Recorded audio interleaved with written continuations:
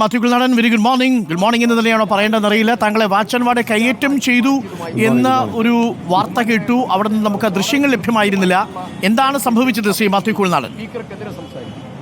Speaker അത് കഴിഞ്ഞതിന് ശേഷം പിന്നെ സ്പീക്കർ പറയുന്നത് ഇവിടെ യഥാർത്ഥത്തിൽ സഭയിൽ പ്രതിപക്ഷം നടത്തുന്ന പോരാട്ടങ്ങളോ അല്ലെങ്കിൽ ഞങ്ങൾ നടത്തുന്ന പ്രക്ഷോഭങ്ങളോ പരിപാടികളോ പ്രസംഗങ്ങളോ ഒക്കെ ജനം കാണാതിരിക്കുക എന്നുള്ളതാണ് ഭരണപക്ഷത്തിന്റെ അല്ലെങ്കിൽ സ്പീക്കറുടെ ഏറ്റവും വലിയ ഉത്തരവാദിത്വവും ദൗത്യവുമായി അവർ കാണുന്നത്.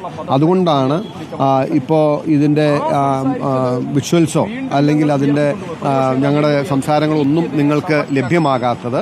എന്തുകൊണ്ടാണ് ജനങ്ങളിൽ നിന്ന് മറച്ചു വെക്കുന്നത് എന്ന് ചോദിച്ചാൽ, ഞങ്ങൾ അവിടെ ഉന്നയിക്കുന്ന കാര്യങ്ങൾ, പറയുന്ന കാര്യങ്ങൾ സർക്കാരിനും മുഖ്യമന്ത്രിക്കും ക്ഷീണമുണ്ടാക്കുമെന്നും അതിനോട് അവർ കാണിക്കുന്ന പ്രതികരണം അല്ലെങ്കിൽ അതിനെ അവർ തടയുന്നത് ജനാധിപത്യ വിരുദ്ധമാണ് എന്ന് ജനാധിപത്യ കേരളം മനസ്സിലാക്കുമെന്നതുകൊണ്ടാണ് ഈ സഭാ വിഷ്വൽസ് കട്ട് ചെയ്യുകയും അതുപോലെ ഞങ്ങളുടെ പ്രസംഗങ്ങളും അല്ലെങ്കിൽ ഞങ്ങളുടെ പരാമർശങ്ങളും അല്ലെങ്കിൽ ഞങ്ങൾ നടത്തുന്ന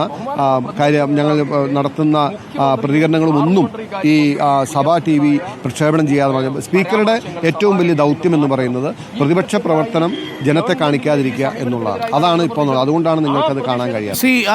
അവിടെ എന്താണ് യഥാർത്ഥത്തിൽ സംഭവിച്ചത്? മാത്യു കുൽനാടൻ ഡൈസിന് മുകളിൽ കയറി എന്ന് പറയുന്നു. അങ്ങനെ ആ സമയത്ത് വാച്ച് ആൻഡ് വാർഡ് മാത്യു കുൽനാടനെ അവിടെ നിന്ന് നീക്കം ചെയ്യുകയായിരുന്നു. ആ സമയത്ത് ഒരു കയ്യാങ്കളി ഉണ്ടായി എന്ന് കേട്ടു. പ്രതിപക്ഷത്തിന്റെ അവകാശങ്ങൾ അല്ല, ഇത് ഇന്ന് സംഭവിച്ചത്, ഇന്ന് സ്വാഭാവികമായിട്ടും ഞങ്ങൾ പ്രതിപക്ഷം സഭയിലേക്ക് വരുന്നത് പ്രക്ഷുബ്ധമായിരിക്കുന്ന കേരള രാഷ്ട്രീയത്തിന്റെ എല്ലാ വികാരങ്ങളും ഉള്ളിൽ ഒതുക്കിക്കൊണ്ടാണ് ഞങ്ങൾ വരുന്നത്. സ്വാഭാവികമായിട്ടും ഞങ്ങൾക്ക് അങ്ങേയറ്റം വൈകാരികമായി പ്രതികരിക്കാനുള്ള മനസ്സോടുകൂടി പ്രതിപക്ഷ അംഗങ്ങൾ മുഴുവൻ വന്നു കയറുന്നു. ആദ്യം ഞങ്ങൾ റേസ് ചെയ്യുന്നത്, സഭ തുടങ്ങി ആദ്യം റേസ് ചെയ്തത്, ഞങ്ങൾ ഫ്ലോറിൽ ഡിസ്കസ് ചെയ്യണമെന്ന് ആഗ്രഹിച്ച, ഫ്ലോറിൽ കൊണ്ടുവരണമെന്ന് ആഗ്രഹിച്ച നിരവധി ചോദ്യങ്ങൾ, അതിന് ഫ്ലോറിൽ വരേണ്ട ചോദ്യങ്ങളാണ് സ്റ്റാർ ചോദ്യങ്ങളായി നമ്മൾ കൊടുക്കുന്നത്. അത് സ്റ്റാർ അല്ലാതാക്കി, സ്റ്റാർ ചോദ്യങ്ങൾ വെട്ടി അത് ഫ്ലോറിൽ വരാത്ത രീതിയിൽ നടത്തിയ പ്രതിപക്ഷ നേതാവ് ആ വിഷയം സ്പീക്കറുടെ നടപടിയെ ചോദ്യം ചെയ്ത് ഉന്നയിച്ചു. അപ്പോൾ അതിന് ഒരു രീതിയിലും തൃപ്തികരമായൊരു മറുപടി അല്ലെങ്കിൽ സർക്കാരിൻ്റെ ഭാഗത്തുനിന്നോ സ്പീക്കറുടെ ഭാഗത്തുനിന്നോ ഉണ്ടാകാത്തതിൻ്റെ പശ്ചാത്തലത്തിൽ ഞങ്ങൾ ചോദ്യോത്തരവേള ബഹിഷ്കരിച്ച് പുറത്തു വന്നു. പിന്നീട് തിരിച്ചു വന്ന അടിയന്തര പ്രമേയത്തിന് വേണ്ടി ഞങ്ങൾ നോട്ടീസ് നൽകി. ചോദ്യോത്തരവേള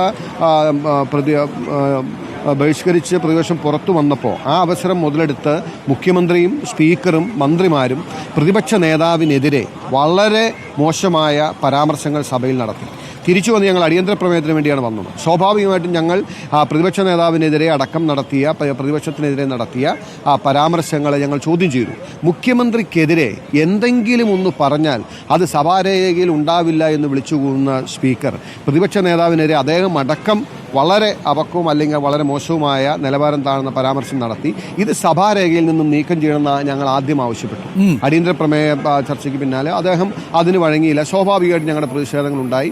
ആ പ്രതിഷേധത്തിന്റെ ഭാഗമായി പ്രതിപക്ഷം സ്പീക്കറുടെ മുമ്പിൽ പ്രതിഷേധിക്കുമ്പോൾ ഭരണപക്ഷ അംഗങ്ങൾ വെല്ലിലേക്ക് ഇറങ്ങി വരുന്നത് പോലെ അവർ പ്രകോപനം സൃഷ്ടിച്ച് അവരെല്ലാവരും ചേർന്ന് വെല്ലിലേക്ക് വന്ന് സ്വാഭാവികമായിട്ടും ഒരു സംഘർഷത്തിന്റെ അന്തരീക്ഷം ഉണ്ടായി. സ്വാഭാവികമായിട്ടും ഞങ്ങൾ പിൻവാങ്ങാൻ തയ്യാറായില്ല.